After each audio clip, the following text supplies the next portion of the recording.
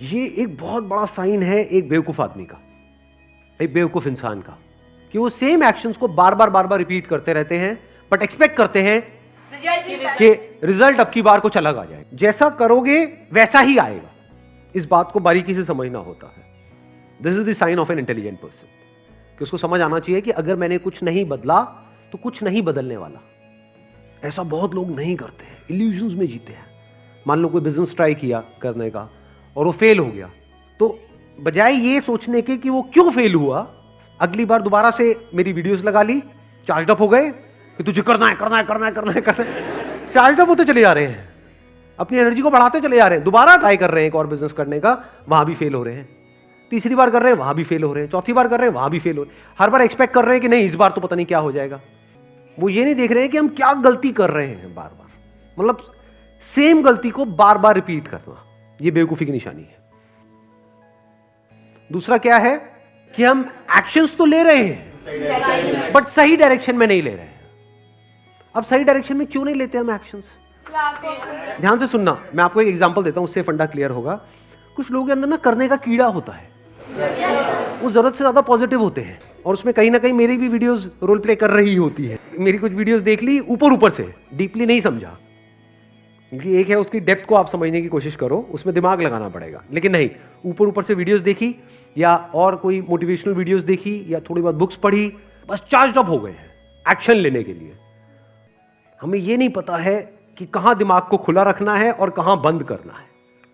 मतलब ये जो दूसरा साइन है वो क्या है फुलिशनेस का? दिमाग बंद हो जाए वहां पर जहां पर दिमाग खुला होना चाहिए। जहां पर हमें सीखना है वहां पर जाकर के हम बोल दें कि हमें तो पता है, तो कोई क्यों आपको कुछ बताएगा।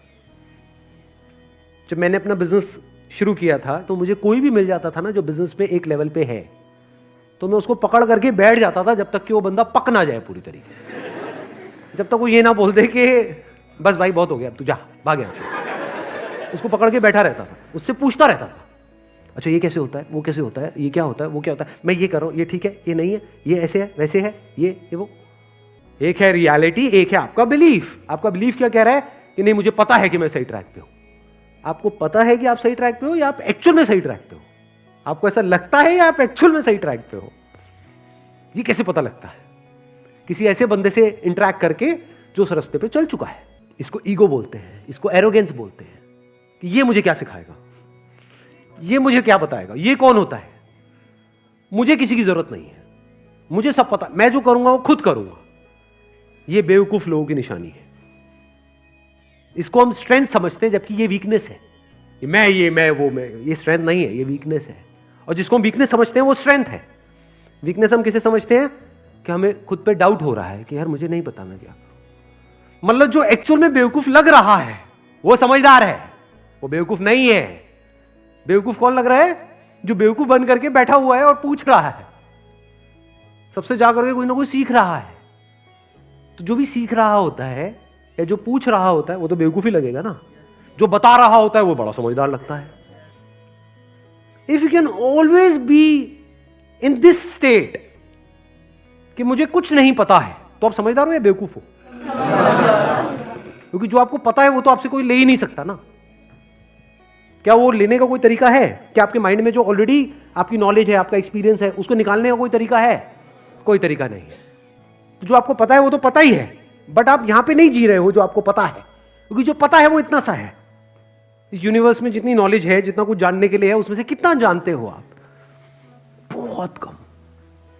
इसको कह सकते हैं कि दिमाग बंद है, यानी दिमाग खुला नहीं है नई इंफॉर्मेशन के लिए। जो अंदर जो पड़ा हुआ है उसको चेंज करने के लिए तैयार नहीं है। ये हो गया दूसरा। तीसरा साइन क्या है? दिमाग खुला हुआ है। ध्यान से सुनना, थोड़ी अटेंशन को बढ़ाना, क्योंकि हमारा माइंड कैसे चलता है, this is again the sign of a foolish person. हम आइदर और में छलांग मारते हैं। जैसे ही मैंने कहा कि दिमाग बंद है, ये साइन किसका है? एक फूलिश पर्सन का है। तो इसका मतलब क्या निकाला हमने फटाफट से? दिमाग खुला होना चाहिए।